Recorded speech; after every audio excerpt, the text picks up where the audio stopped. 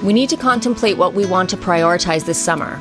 Since our initial plan to build our forever home is on hold, we're considering what we care about most. Our vision for the property is to create a space that is integrated with nature, almost like a Hobbitland. We want a sanctuary to spend time with the people that we love while living in harmony with nature. We decided we want to work on the features that would make it more comfortable for our family and friends when visiting. That said, we've decided to build a floating screened-in gazebo on our dock. This way, we can be safe from the bugs in the evening and sit comfortably on the water while we listen to the birds and animals and take in the night sky. Initially, we'll be building the gazebo. Once that is complete, we'll be extending the dock to serve as a fishing platform, diving platform, and for getting in and out of our canoes and kayaks. Luckily, this project isn't too labor-intensive because the weather has been extremely hot, much hotter than is normal at this time of year. There have been air quality warnings because of the forest fires. A haze from the smoke has settled all around us for quite a few days. Fingers crossed the rain that is coming will be enough to douse the fires and cool things off.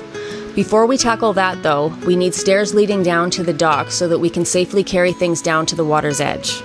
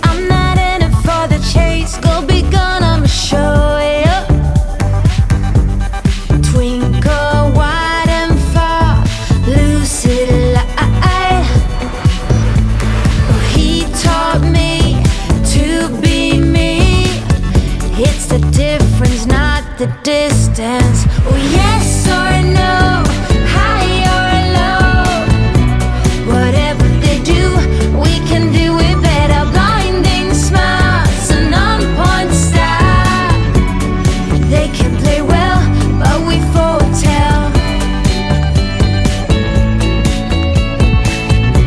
Whatever they do, we can do it better.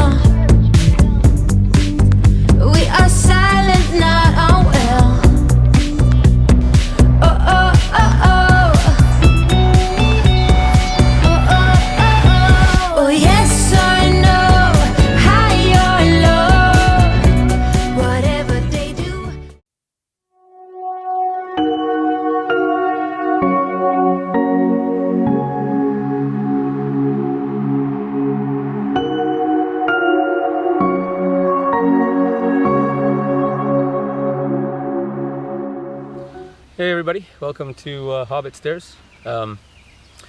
We've been wanting for a while to do something with this kind of slope down the bank down to the water, to the dock, and that. It's you know, not such a huge deal to walk that path, but for our parents and folks that aren't maybe as steady on their feet, it was a challenge for sure. So then became what kind of stairs do we build? I considered wooden stairs, considered, pouring concrete stairs, considered field stone.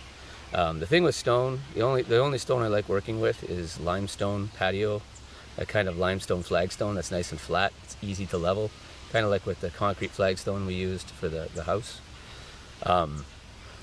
But anything else is tricky to level, and it's a heck of a lot of labor considering what I need to do. So what I thought of is to take advantage of the fact that this is a giant clay valley that we live in, and you can see it's very simple to cut into this, right? A little bit of labor, but I used my square shovel and I just literally went down, measuring tape, made sure that the rise was 8 inches.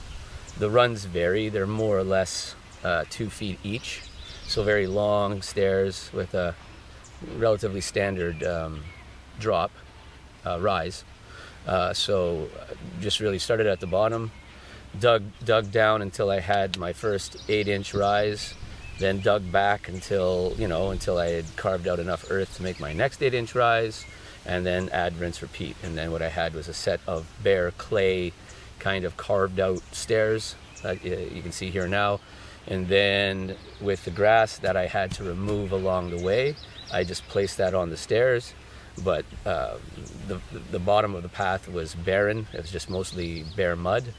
So I ended up doing a little bit of landscaping. I carved around the cherry tree and the apple tree and just peeled up the grass, mixed up the soil with some ash in that and just kind of amended it and, did a solid for the trees.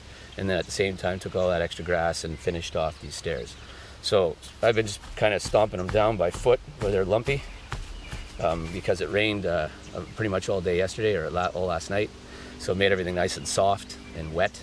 So I've been kind of packing out the lumps and making them even, but I'm hoping and fairly confident that this is just going to green up like any other grass, and then we'll just whippersnip it and keep it nice and clean and tidy. As far as what will happen in the winter, I'm not concerned about the winter. The only thing that is maybe a bit of a mystery or a kind of wait and see will be the spring when we get heavy run through here. Like basically the whole staircase will be underwater most likely.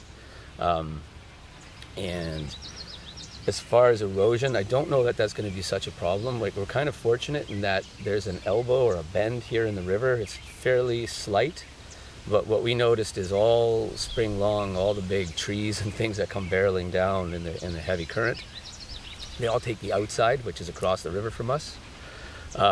And what I've noticed is any of the erosion is happening on those outside bends where the river's kind of carving out and in. But even given that, there's not a whole lot of erosion on these banks that are like solid clay, and I think that's just the nature of clay. It's fairly water impermeable. Like it will absorb water, but it's not like sand that can get easily washed away and undermined. So what I'm hoping is by the end of this summer, plants have taken hold everywhere as much as possible to kind of hold it all together, including this sod. And then we'll see how it goes. My hope is that the water is going to come up like it does in the spring, maybe for about 2 or 3 weeks. Then it's going to recede as it does, and then you'll have these grass stairs. And it was a lot easier than some of the other ideas that we had kicked around, and it looks cool.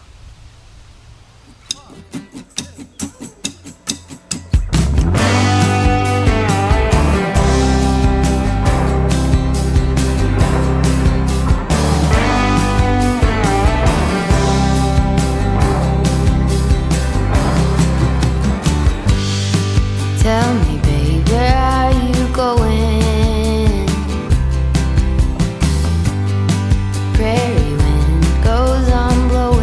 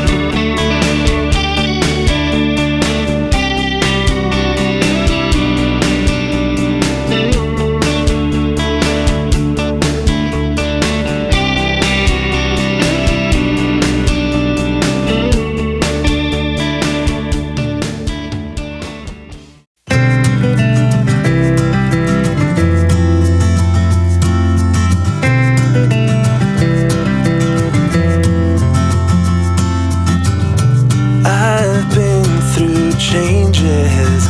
All of my life started from zero with nothing behind. Feels so right. This feels so right. This world gets easier with reason and rhyme, and it feels so right. Yeah, I've been through changes all of my life. All of my life. Been under the weather, on the edge of the night. On the edge of the night. And then there was you.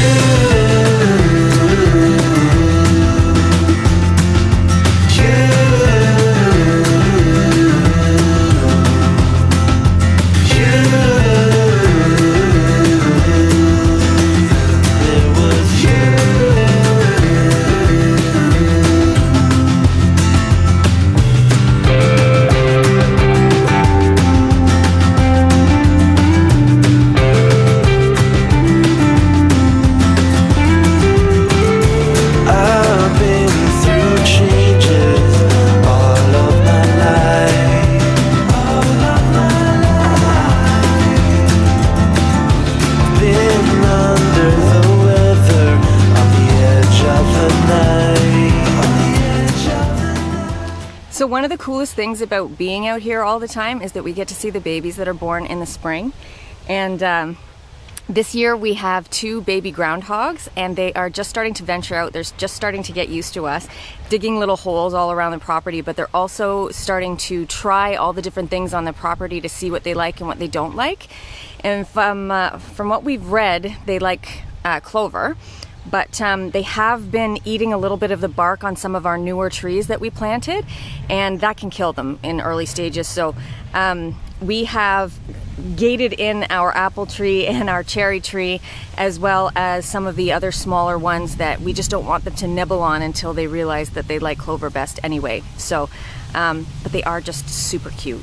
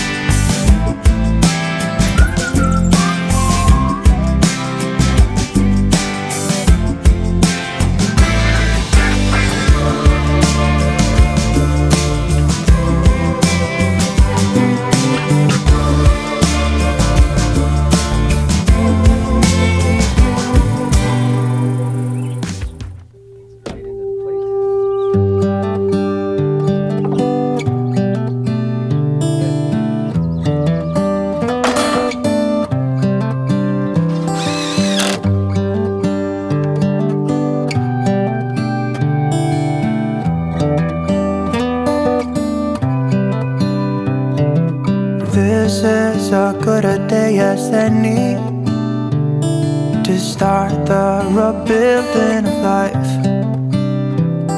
The roads that lay open are many when the old one's gone under the knife.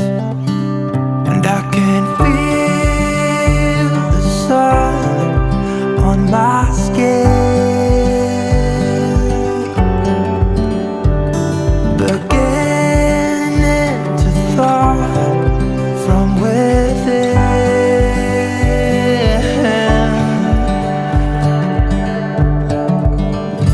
Today and not tomorrow, there's no time to buy.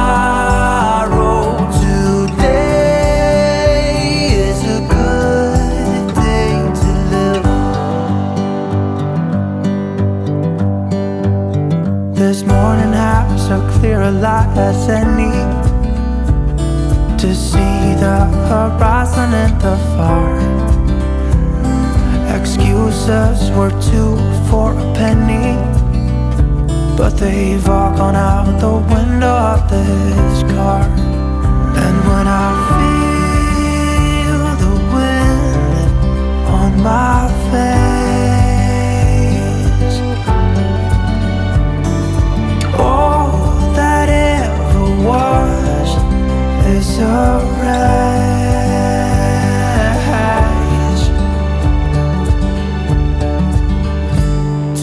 Today and not tomorrow, there's no time to borrow. Today, well, something's gotta give. Today is a good day. Today and not tomorrow, there's no time to borrow. Today. So we have the floating gazebo all framed up, and we are ready to start screening it in. Yep. And we're pretty pumped with the way that it looks and the way that it's turned out, and just the way that it's sitting on the water. It's Yeah, so far so good. Little bit wobbly, no more than it was originally. From what I've seen, some people put down like a pipe or something, or a post, and then attach to that to stabilize it.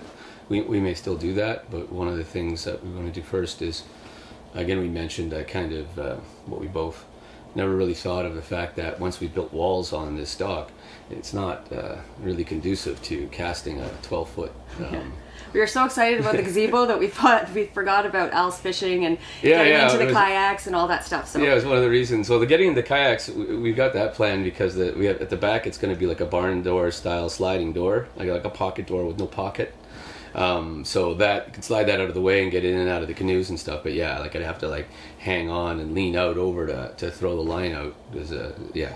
Anyways, we still have some of that leftover foam.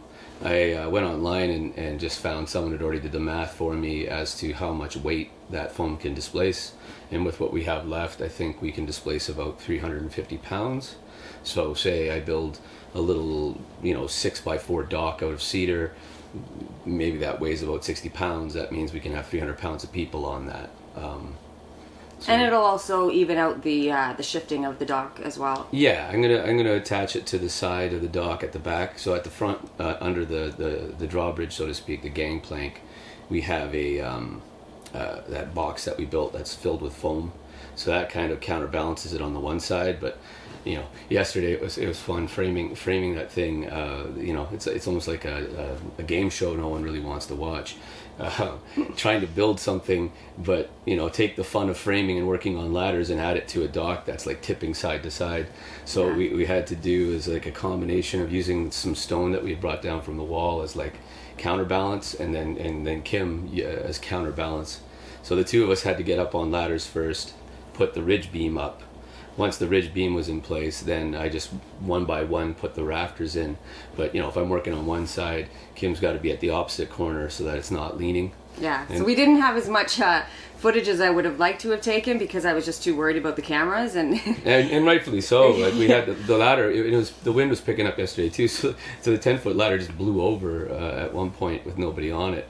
So at any rate, we got that done. Now what we want to do is, if you look at the way a regular screen works, right, or screen doors, even the one that's on our front window here, there's like a small channel that runs through the frame. Then you overlay the screen on top of that. It has to be a little more screen than the size of the opening that you're covering. Sorry. Then you have this little like plastic tubing.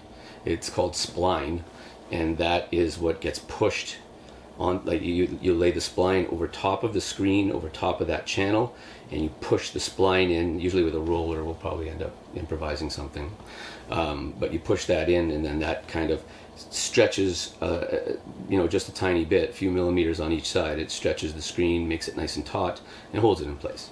So because this is all custom made, what I'm going to be doing today, probably mostly, is doing some ripping on the table saw. I'm going to cut a whole bunch of strips. Then we have to build a bunch of frames, and then the idea is each of those I'll set my table saw to, maybe 1/4 of an inch, maybe not even 2/8 of an inch high. The blade itself, I think, is 1/8 of an inch, and then you run each piece along the fence to put a slot that's like parallel to that strip of wood. So that's basically creating the grooves for the spline and the screen to go in manually, because we're doing this from scratch. Yeah. So the idea will be building a whole bunch of panels, right, wooden framed panels, which we will then screw into the timber frame of the gazebo. I say screw because I know inevitably something's going to hit those screens and push them out, or there's going to be an accident or something. So we're going to do it in sections so that at any point if something gets broken or poked a hole, we can just unscrew that section, replace the screen in it, and then put it back in place. Yeah. It will also provide some structural stability. That frame is very light. Like, it's all made of cedar. I've only used deck screws to tie in the rafters and everything. Used some fairly robust timber lock screws to actually attach the ridge beam. But we're going to have to add to the habit. Those additional panels, when we screw those into the framing members, it'll kind of tie it all together and stiffen it up. Because in the end, it's not going to have to bear weight, right? I made it at a very steep pitch. It's a 45-degree pitch because we're not planning on taking that dock off the river. If it snows, the snow is going to fall on that. I'd like it to just either melt through the screen or blow off in the wind. It's one thing that's handy on the river is there's always high winds kind of ripping up. You'll see drifts on the sides of the river, but the ice is almost always clear, just because it's just naturally follows the channel of the river in the winter. Yeah. So that hopefully blows the snow off the top. We might have to once in a while go out after heavy snow and kind of manually clear it off. But we'll play that by ear. Again, in the event that the snow pushes through the screen, we'll be able to take those frames apart, either put it back in, or if it's damaged, replace it entirely. Yeah. We'll see how that But goes. we just sitting out on it once it was complete yesterday without the screen, obviously, and without the furniture in there. It was it's pretty awesome. Like, it was a beautiful day yesterday with the wind and everything, and being able to sit out there is going to be so nice, especially at night. So I'm looking forward to like just being able to kind of keep an eye out for critters. Like on a nice night where there's a full moon, we might be able to see some otters or some mink or any of the animals that we don't normally see during the day, because they only come out messing around, because we see all the trails for them. Like, they pound out these little trails in the grass down to the water's edge, but most of those things are sleeping or out of sight during the day. yeah. So yeah, fun stuff. Yeah.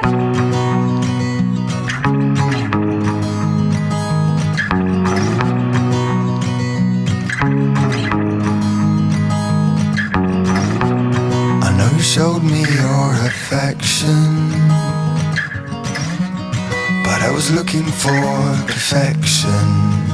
So I moved on and on and on to someone new, as if no one knew what I was going through. I know you think I'm just pretending, and that I can't rewrite the ending. But to move on and on and on to someone new isn't how you find the one that I am through with playing games.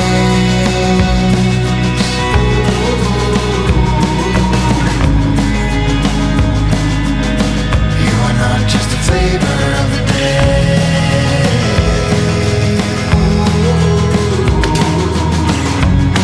This time you are more than a flavor of the day.